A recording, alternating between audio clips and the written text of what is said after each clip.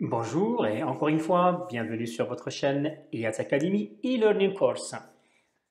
Comme d'habitude, c'est un réel plaisir pour moi de vous retrouver pour une nouvelle session des formations offertes par IATS Academy. Prêt? Très bien, on commence. Dans cette session, nous allons nous intéresser aux formations réglementaires que les hôtesses de l'air et les stewards suivent suite à leur recrutement par une compagnie de droit marocain. Alors, ce qu'il faut savoir, c'est que dès qu'ils sont recrutés par une compagnie aérienne de droit marocain, les hôtesses de l'air et les stewards doivent, conformément à la réglementation marocaine, édictée par la direction de l'aéronautique civile, la DAC marocaine, donc ils doivent suivre une formation initiale qui porte sur un certain nombre de modules réglementaires que nous allons détailler lors de cette session. Le premier module réglementaire, qui d'ailleurs porte à juste titre le titre, ou plutôt le nom de réglementation, va porter sur, dans un premier temps, la discipline et les responsabilités à exécuter les tâches en tant que personnel navigant commercial, hôtesse de l'air ou steward. Ceci, bien évidemment, conformément aux exigences réglementaires et procédures compagnie en vigueur. Dans un deuxième temps, les connaissances générales. Après, ça sera autour de la terminologie aéronautique et en dernier lieu, la limitation donc, des temps de vol et au temps de repos. C'est un autre gros morceau sur lequel nous reviendrons ultérieurement en détail, bien évidemment, la limitation du temps de vol et temps de repos conformément aux exigences qui sont édictées par la direction de l'aéronautique civile marocaine. La partie sécurité est très importante en termes de volume et inclut les éléments suivants. La formation feu et fumée qui inclut la connaissance de la responsabilité du PNC pour une intervention rapide en cas de feu ou d'émission de fumée, l'importance d'une transmission immédiate de l'information au pilote ainsi que les actions spécifiques nécessaires pour assurer la coordination et l'assistance en cas de découverte de feu ou de fumée,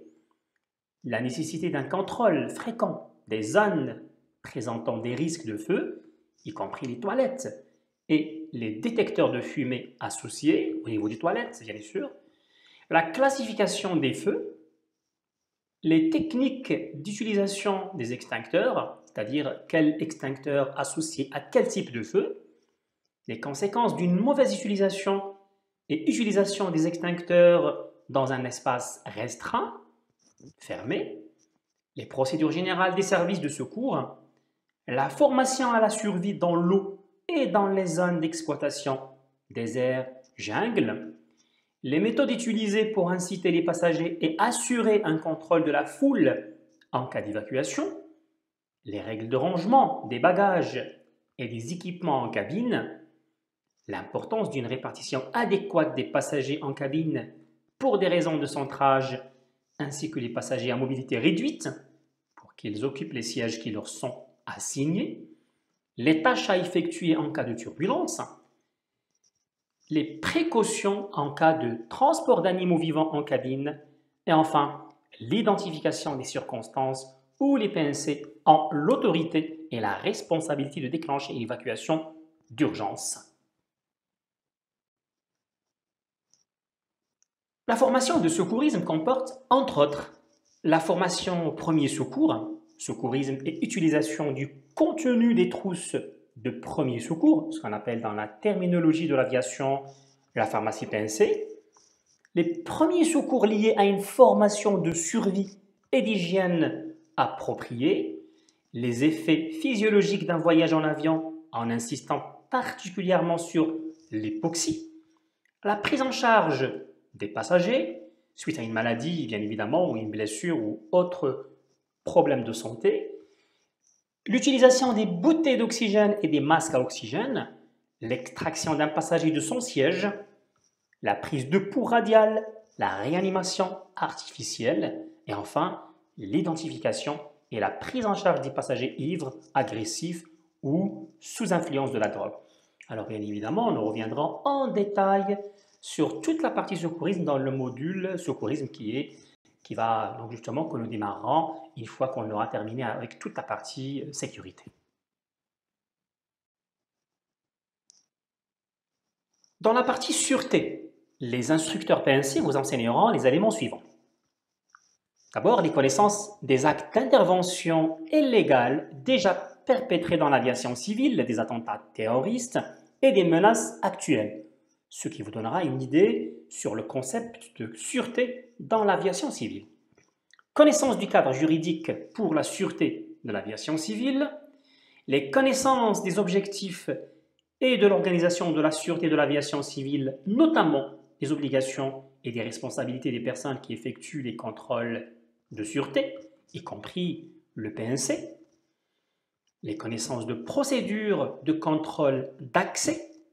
les connaissances des systèmes de titres de circulation utilisés à l'aéroport, les connaissances des procédures de contrôle des personnes et des circonstances dans lesquelles les personnes doivent être signalées ou invitées à justifier leur identité, les connaissances des procédures de notification, l'aptitude à identifier les articles prohibés, c'est-à-dire interdits, l'aptitude à réagir de manière appropriée face à des incidents liés à la sûreté, la connaissance de la façon dont le comportement humain et les réactions peuvent affecter les performances en matière de sûreté, et enfin, la capacité à communiquer avec clarté et assurance. Le module facteur humain, ou ce qu'on appelle en anglais le Crew Resources Management, se focalise sur les objectifs principaux suivants. Améliorer la sécurité des vols en développant les compétences du personnel navigant, pilote et personnel navigant de cabine, auxiliaires steward, compétences liées au facteur humain et aux relations entre les membres d'équipage, connaître les mécanismes qui détermineront le comportement des équipages, connaître les comportements qui sont attendus de la part d'un équipage dans le cockpit et dans la cabine pour voler en toute sécurité, être conscient de ses propres comportements, faire évoluer ses propres comportements pour les rendre encore plus sûrs et ce, quelles que soient les situations rencontrées, supprimer ou du moins réduire les facteurs qui peuvent dégrader la performance de l'équipage, encore une fois PNT et PNC, et être acteur de la sécurité dans la compagnie. La formation matière dangereuse portera sur les éléments suivants. La réglementation IATA relative au transport de matières dangereuses, les quantités exemptées et limitées, la classification et identification des matières dangereuses, les 9 classes que vous voyez d'ailleurs sur le tableau en face, les exigences relatives à l'emballage, au marquage et à l'étiquetage, les spécifications de l'ONU, la compatibilité et ségrégation des colis, l'expédition de matières radioactives, les procédures, chargement, stockage et inspection, les procédures d'urgence,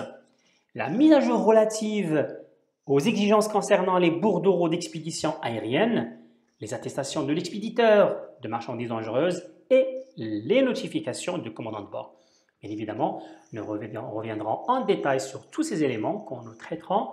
le module marchandises dangereuses. Chaque compagnie aérienne a un certain nombre de documentations et systèmes de communication mis à la disposition de ses hôtesses de l'air et stewards, qui en général comportent toutes les procédures opérationnelles et métiers en conformité avec les règles en vigueur dans la compagnie aérienne et l'autorité de tutelle, en l'occurrence au Maroc, la direction de l'aéronautique civile, la DAC. Les briefings pré-vol sont également des temps forts pour relayer l'information et la documentation, notamment les parties réglementaires nécessaires à la réalisation d'un vol dans les meilleures conditions de sécurité et de sûreté. Les mises à jour documentaires est un must pour garder les équipages toujours à jour concernant les changements ou évolutions éventuelles relatives à l'exercice de leurs fonctions. Enfin, le debriefing